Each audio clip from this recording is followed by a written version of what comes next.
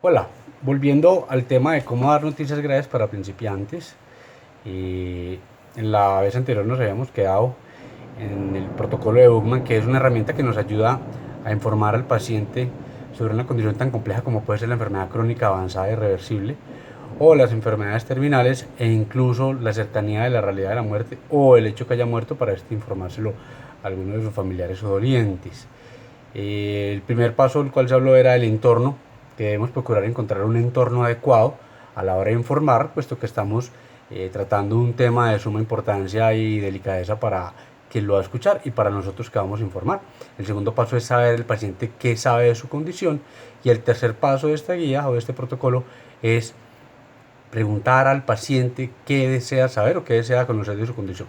Hay una cosa particular en esto, y es que en algunas situaciones pueden ser el familiar o el acompañante o el responsable quien determina sobre informar o no informarle al paciente de la condición de enfermedad que indudablemente corresponde al paciente. Y el paciente es dueño de su enfermedad, de su condición, de su información y de las determinaciones que se van a tomar a futuro en función de esa enfermedad, sean o no adecuadas, aceptables, gratas o correctas para el familiar acompañante. Incluso se genera una condición particular que llamamos la conspiración del silencio, que es cuando la familia, el grupo familiar y el profesional tratante o a cargo de la condición del paciente determinan ocultarle la condición, la información y la situación al paciente sin el consentimiento previo del paciente, lo cual es lamentable porque estamos olvidando quién es el protagonista de la historia. Y como protagonista, el paciente es a quien se le debe preguntar si realmente desea saber o no.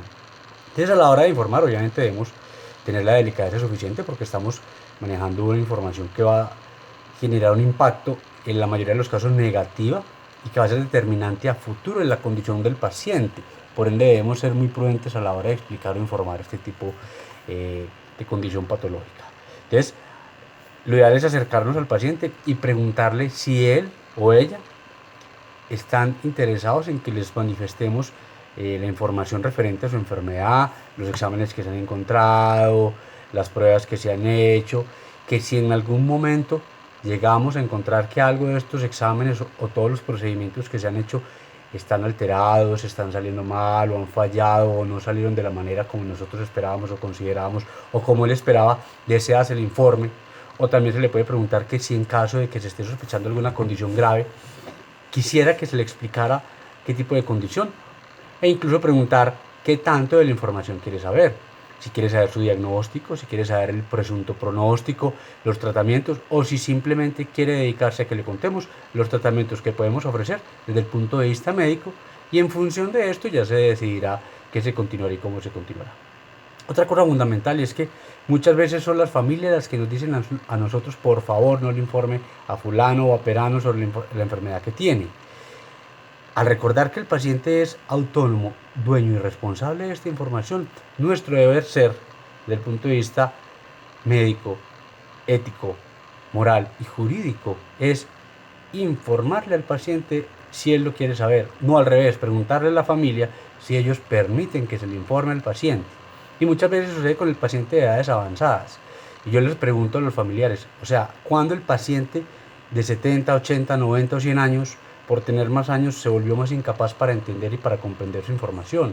Cuando el paciente perdió la capacidad de abordar su condición, cuando el paciente que muchos de ellos han perdido hijos, hermanos, sobrinos, papá, mamá, abuelos, y se han enfrentado a realidades tan fuertes como es la pérdida de seres queridos cercanos, no están en capacidad de afrontar la realidad de su propia pérdida. Además de que ellos de base aspiran, cuando están en una edad avanzada, a que probablemente va a llegar alguna condición que se los va a llevar o que va a conducirlos a la muerte. Y su situación como tal les está dando un montón de datos que indudablemente, por más que intentemos tapar el sol con un dedo, van a saberlo. Por ende, es determinante preguntarle al paciente si desea contarle a él. Segundo, si desea se le cuente a la familia. Tercero, si desea se le cuente a los familiares cercanos o a los amigos. Y es tal cual como sucede con el paciente con diagnóstico de VIH. A este paciente no se le pregunta a la familia, no se le informa a la familia, se le dice al paciente y se le pregunta al paciente si desea se ha informado a alguien más. ¿Cuál es la razón por la cual le informamos al paciente con el VIH? No es necesariamente por cumplir con el deber que tenemos de informar, es por el temor que nos demanda. El paciente oncológico debería ser exactamente igual, o el paciente con cualquier otra enfermedad diferente a cáncer o diferente a VIH.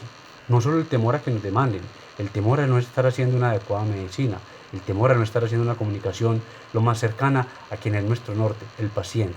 Y eso no significa que le estemos quitando importancia a la familia, eso significa que le estamos dando importancia al que más la tiene, que es el protagonista de la historia, que es el paciente, y si éste nos lo permite, delegarle esa importancia al familiar en caso tal de que lo requiera.